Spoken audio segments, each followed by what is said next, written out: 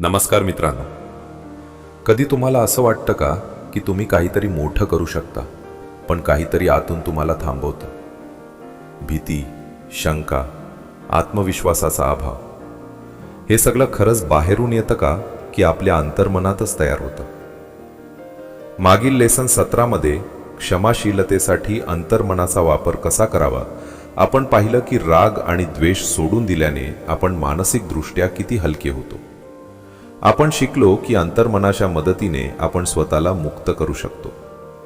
आता या लेसन 18 मध्ये अंतर्मनच मानसिक अडथळे दूर करतं. आपण जाणून घेणार आहोत की भीती, शंका आणि नकारात्मक विचार कसे निर्माण होतात, मानसिक अडथळे आपल्या यशात कसे अडथळा आणतात आणि अंतर्मनाच्या शक्तीने हे अडथळे कायमचे कसे दूर करता येतात. जर तुम्हाला तुमच्या आयुष्यातील अडथळे हटवून पुढे जायचं असेल तर हा लेसन शेवटपर्यंत नक्की ऐका. जेव्हा आपण एखाद्या संकटात अडकतो आणि त्यातून बाहेर पडण्याचा मार्ग दिसत नाही, तेव्हा खरं तर त्या समस्येतच त्याचं उत्तर दडलेलं असतं. प्रत्येक प्रश्नाला उत्तर असतंच आणि ते आपल्या अंतर्मनाला आधीच माहीत असतं.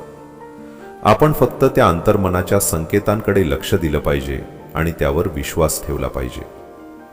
अंतर्मनाने दाखवलेल्या मार्गाने चाललो तर आपल्यातील सर्जनशील बुद्धी प्रत्येक समस्येचं योग्य उत्तर देऊ शकते. सकारात्मक विचारसरणीमुळे मनात शांती, स्थिरता आणि जीवनात अर्थपूर्णता निर्माण होते. चांगली सवय कशी लावावी, वाईट सवय कशी सोडावी? आपण सवयींचे गुलाम असतो.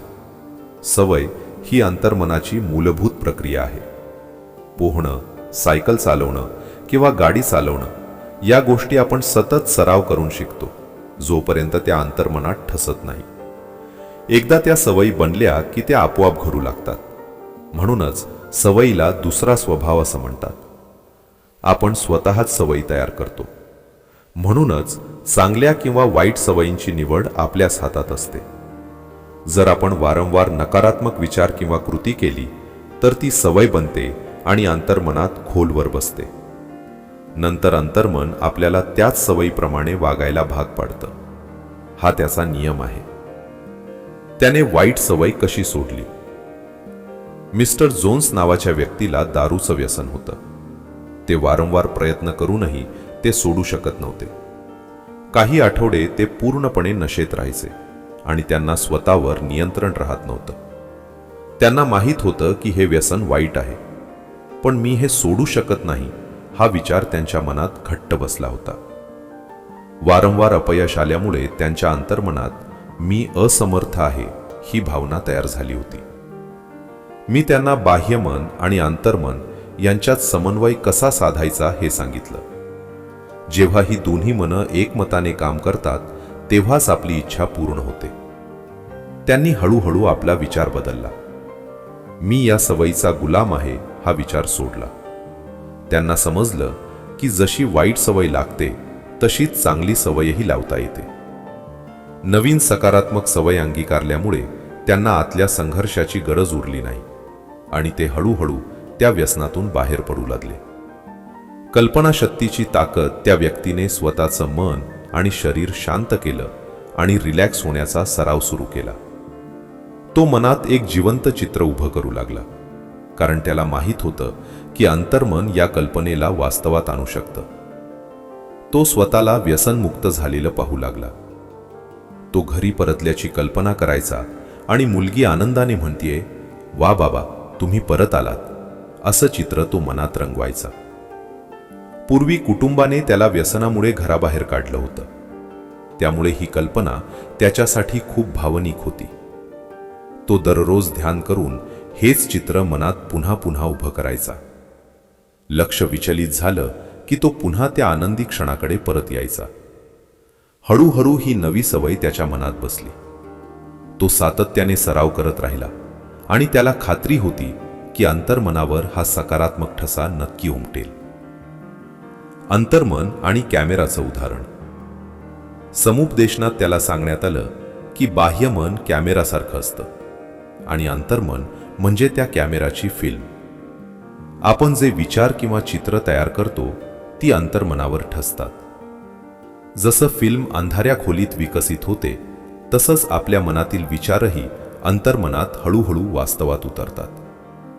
यामुळे त्याचं एकच ध्येय झालं, सकारात्मक प्रार्थनेची शक्ती. या नकारात्मक चक्रातून बाहेर पडण्यासाठी त्यांनी सकारात्मक प्रार्थना सुरू केली. मी माझ्या अंतर्मनाच्या असीम शक्तीशी जोडलेलो आहे. माझ्या मार्गात कोणतेही अडथळे नाहीत. मला सर्वोत्तमच मिळत आहे. माझे सर्व काम यशस्वीपणे पूर्ण होत आहेत. ते रोज सकाळी आणि रात्री ही प्रार्थना म्हणू लागले. हळूहळू त्यांच्या अंतर्मनात सकारात्मक विश्वास निर्माण झाला आणि काही काळातच त्यांच्या आयुष्यात संधी वाढू लागल्या, ग्राहक मिळू लागले. मी दुर्दैवी आहे हा विचार त्यांनी पूर्णपणे सोडून दिला.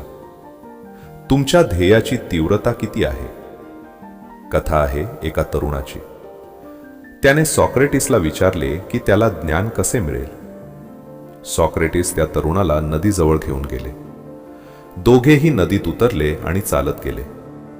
जेव्हा पाणी गळ्यापाशी आले तेव्हा सॉक्रेटिसने त्या तरुणाचे डोके पाण्यात दाबून ठेवले. श्वास घेण्यासाठी ऑक्सिजन न मिळाल्यामुळे तो तरुण तडफडू लागला. काही क्षणांनी सॉक्रेटिसने त्याला सोडले. पाण्याबाहेर आल्यानंतर सॉक्रेटिसने विचारले, डोके पाण्याखाली असताना तुला सर्वात जास्त कशाची गरज वाटली? तो म्हणाला, मला श्वास घेण्याची तीव्र गरज होती. सॉक्रेटिस म्हणाले, ज्या तीव्रतेने तुला ऑक्सिजन हवा होता त्याच तीव्रतेने जर तुला ज्ञानाची इच्छा निर्माण झाली तरच तुला ज्ञान प्राप्त होईल.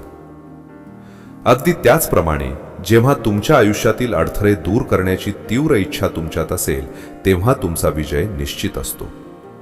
जर तुम्हाला खरोखर मनःशांती आणि स्थिरता हवी असेल तर तुम्हाला कोणीही रोखू शकत नाही.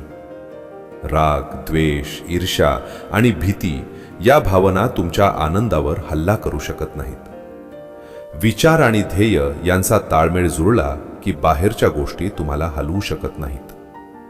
शांती, समृद्धी, स्वास्थ्य आणि उत्साह हेच तुमचे जीवन ध्येय असते. त्याचा आजार का बरा झाला नाही? तो माणूस 4 मुलांचा पिता होता. व्यावसायिक दौऱ्यांदरम्यान त्याचे एका स्त्रीशी अनैतिक संबंध होते. तो खूप थकलेला आणि चिंताग्रस्त होता. त्याला उच्च रक्तदाबाचा त्रास होता आणि डॉक्टरांना तारण समजत नव्हते. समुपदेशनात लक्षात आले की त्याच्या मनात खोल अपराध भाव होता. त्यातून सुटण्यासाठी तो दारू पिणे सुरू केले होते. स्पष्टीकरण आणि उपाय मी त्याला मन कसे कार्य करते हे समजावले. त्याने समस्या स्वीकारली आणि चुकीचे संबंध तोडले. तो दिवसातून 3 वेळा प्रार्थना करू लागला. शांती, संयम आणि संतुलन माझ्या मनात आहे. माझ्या अंतर्मनाची शक्ती मला मार्ग दाखवत आहे. मी स्वतःला माफ करतो आणि मुक्त करतो. ही वाक्य तो मनापासून म्हणू लागला. हळूहळू त्याचे विचार बदलले आणि एका महिन्यात तो पूर्ण बदलला. मान्य करण्यास नकार देणे. जर तुम्हाला कोणतेही व्यसन असेल तर प्रथम ते स्वीकारा. अनेक लोक समस्या मान्य करत नाहीत म्हणून ते अडकून राहतात. तुम्ही स्वतःच्या सवयींचे गुलाम बनता. मुक्तीची कल्पना करा. तुम्ही स्वतःला मुक्त झाल्याची कल्पना करा. ही कल्पना तुमच्या अंतर्मनात रुजते आणि बदल घडवते. एका वेळी 1% सुधारणा. वाईट सवय सोडायची इच्छा जर तीव्र असेल तर तुम्ही आधीच अर्धा मार्ग पार केला आहे. तुमचा विचारच तुमचे भविष्य ठरवतो. Exchange offer. दारूच्या ऐवजी आनंदाची निवड करा. वाईट सवयीच्या जागी चांगली सवय आणा. व्यसनाची कारणे. मुख्य कारण म्हणजे नकारात्मक विचारसरणी. माणूस जसा विचार करतो तसाच बनतो. 3 जादुई पावले. पहिले पाऊल, शांत व्हा. शरीर आणि मन रिलॅक्स करा. दुसरे पाऊल, एक सकारात्मक वाक्य वारंवार म्हणा.